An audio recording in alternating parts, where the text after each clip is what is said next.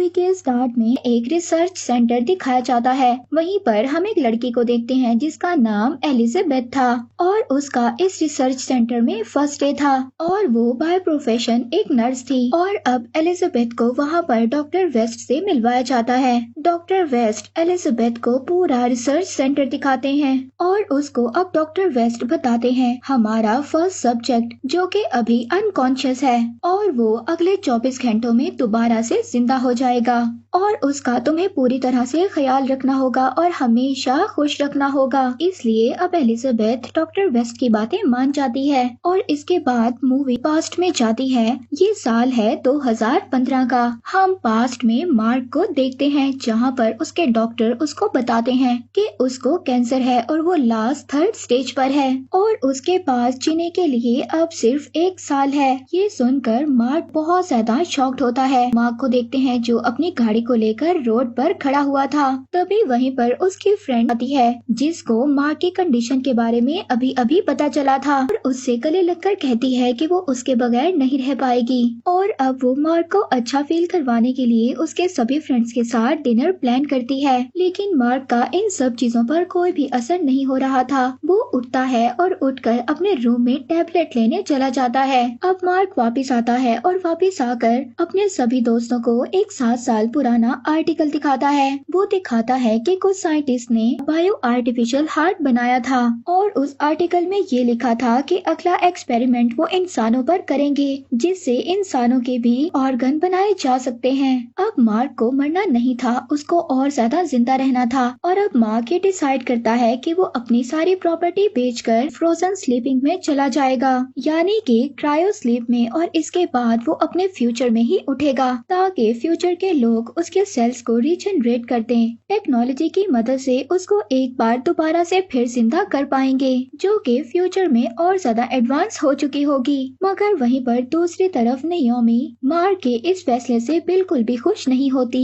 वो ये चाहती थी कि मार्क अपने डॉक्टर का ट्रीटमेंट जारी रखे। अब इस बात पर मार्क कहता है कि मेरे फादर को भी कैंसर था, उन्होंने भी ट्रीटमेंट करवाया था मगर इसके बावजूद वो जिंदा नहीं रह पाए थे और मैं ये नहीं चाहता कि मैं भी उन्हीं की तरह मर जाऊं। अब इस बात पर उसका एक फ्रेंड उससे कहता है कि डॉक्टर तुम्हें मरने के बाद ही इस स्टेज पर लेकर जा सकते हैं। अब इस बात के लिए भी मार्क ने आइडिया सोचा हुआ था। वो कहता है कि वो खुद को मार लेगा जिससे डॉक्टर्स को लीगल राइट मिल जाएगा उसकी बॉडी को क्रायोस्टेटिक स्टेज पर डालने के लिए। अब इसके बाद हमें फ्यूचर में दोबारा से दिखाया जाता है कि जहाँ पर डॉक्टर वेस्ट अपनी टेक्नोलॉजी से एक पूरे इंसान की बॉडी को बना रहे थे और इसके बाद कुछ देर बाद जो डॉक्टर वेस्ट ने अपनी टेक्नोलॉजी से इंसान तैयार किया था उसकी हम आंखें खुलते हुए देखते हैं और यहाँ पर हमें पता चलता है कि ये शख्स कोई और नहीं बल्कि मार्क है जिसे डॉक्टर ने उसकी पुरानी बॉडी से सेल्स को रीजनरेट कर नई बॉडी में ट्रांसफर किया होता है उसको दोबारा से जिंदा करने के लिए। और जिस तरह न्यूबॉर्न बेबी के पेट पर कॉर्ड लगी होती है और अब मार्क की बॉडी पर भी ऐसी ही एक पाइप की तरह कॉर्ड लगी हुई थी जिससे मार्क को फूड सप्लाई दी जा सकती थी और अगर ये पाइप उसकी बॉडी से अलग हो गई तो वो कुछ ही घंटों के लिए जिंदा रह पाएगा। इसके बाद मार्क को डॉक्टर्स वहाँ पर एक डिवाइस देते हैं ताकि वो मार्क की जो पिछली जिंदगी थी उसकी यादों को एक मेमोरी में स्टोर कर सकें जिसको डॉक्टर्स पूरी दुनिया को दिखाना चाहते थे क्योंकि मार्क वो इंसान था जिसको मरने के बाद दोबारा से जिंदा किया गया था। हमने मूवी के स्टार्ट में नर्स एलिजाबेथ को भी देखा था और अब इसको मार्क की केयर 100 डेज तक करनी होगी और अब 100 दिन तक मार्क को एक रूम में ही रहना था। इसी तरह आहिस्ता आहिस्ता दिन गुजर जाते हैं। मार्क की हालत बहुत ज्यादा इम्प्रूव हो रही थी मगर मार्क अकेले रहने की वजह से बहुत ज्यादा खुद को अकेला फील करता था और अब उसको अपनी पिछली जिंदगी याद आ रही थी, नाओमी के साथ गुजारी हुई जिंदगी और अपने दोस्तों के साथ किए हुए मजे और पार्टीज। मार्क ने जो अपने फ्यूचर के बारे में सोच रखा था कि उसकी जिंदगी बहुत ज्यादा अच्छी होगी मगर ऐसा उसके फ्यूचर में कुछ भी नहीं हो रहा था। इनफैक्ट उसको चलने के लिए भी किसी के सहारे की जरूरत पड़ रही थी।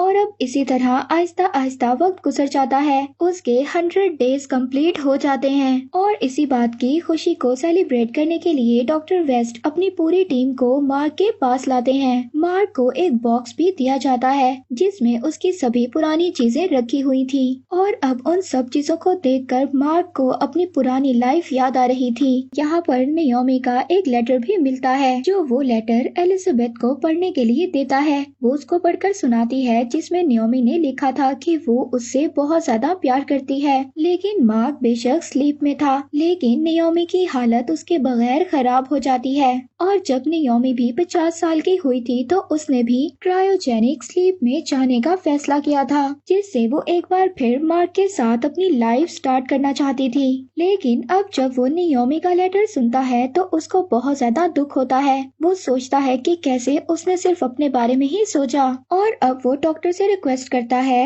वो नियोमी के पॉट के पास जाता है जहाँ पर उसकी बॉडी को रखा गया था। मार्क डॉक्टर से रिक्वेस्ट करने लगता है कि वो नियोमी को पहले की तरह जिंदा कर दें जैसे उसको जिंदा किया गया था, मगर डॉक्टर ऐसा करने से मना कर देते हैं। डॉक्टर उसको बताते हैं जब उन्होंने नियोमी की बॉडी को क्रायो स्लीप में डाला था तो उसकी बॉडी बहुत ज्यादा वीक हो चुकी थी और इसीलिए वो अभी अपनी टेक्नोलॉजी की मदद से उसकी बॉडी को दोबारा से रीजनरेट नहीं कर सकते। और अब ये सब कुछ सुनकर मार्क अपने आप को नियोमी की इस हालत का जिम्मेदार समझ रहा था और वो और भी ज्यादा उदास हो जाता है, जिससे उसकी हालत और भी ज्यादा अनस्टेबल हो जाती है। अब वहीं पर सभी डॉक्टर्स मार्क के बदलते हुए रवैये को नोटिस कर रहे थे और इस पर डिस्कशन कर रहे थे। एलिजाबेथ डॉक्टर से कहती है कि उन्हें मार्क को रिसर्च सेंटर से बाहर जाने देना चाहिए ताकि जब वो बाहर की दुनिया को देखेगा तो शायद वो नियोमी को भूल जाएगा। लेकिन डॉक्टर कहते हैं कि हमें मार्क को थोड़ा टाइम देना होगा ताकि वो खुद ही से नियोमी की यादों से बाहर निकल पाए। मगर अब कहीं ना कहीं एलिजाबेथ भी मार्क से अट्रैक्ट हो रही थी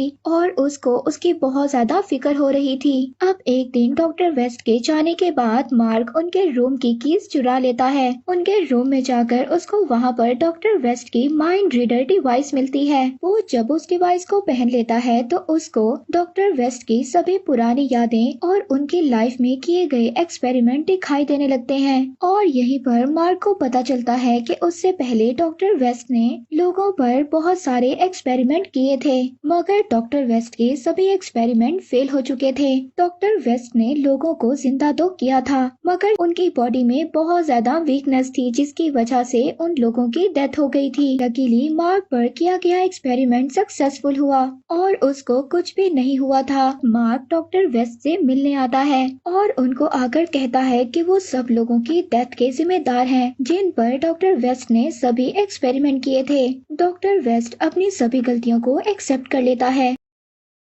अब कुछ टाइम के बाद मार्क दोबारा से नियोमी के स्लीपिंग पॉड के पास जाता है और वहीं पर एलिजाबेथ भी आ जाती है। मार्क उसको अपनी पुरानी लाइफ की बातें बताता है कि कैसे उसने क्रायोजेनिक स्लीप में जाने से पहले अपनी जान दे दी थी और जहर पी लिया था और आगे वो बताता है कि उसने अपनी फ्यूचर लाइफ को ऐसा बिल्कुल भी नहीं सोचा था जैसी उसकी ये फ्यूचर लाइफ चल रही थी और अब उसको जैसी जिंदगी मिली है उसकी पुरानी जिंदगी जैसी बिल्कुल भी नहीं है और अब वो एलिजाबेथ से हेल्प मांगता है ताकि वो खुद की जान दे सके और वो इस पेन से बाहर निकल पाए। मगर एलिजाबेथ रोते हुए उसे मना कर देती है क्योंकि एलिजाबेथ भी कहीं ना कहीं मार्क से प्यार करने लगी थी। और अब जब मार्क अपने रूम में आ जाता है तो एलिजाबेथ भी उसके पास आती है और उसके गले लग जाती है और साथ ही उसके कान में उस मेडिसिन का नाम भी बता देती है जिसे पीकर वो आराम से मर जाएगा।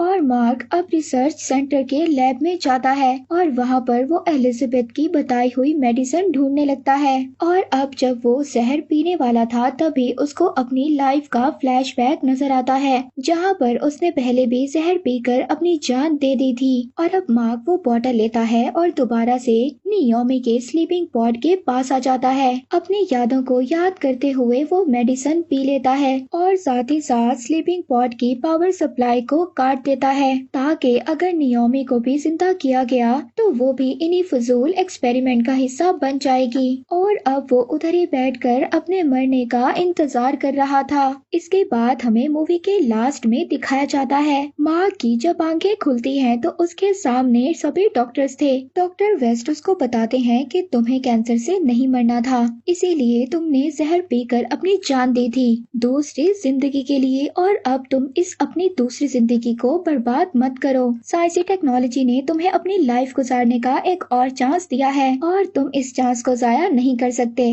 और इसी के साथ ये मूवी यहीं पर एंड हो जाती है।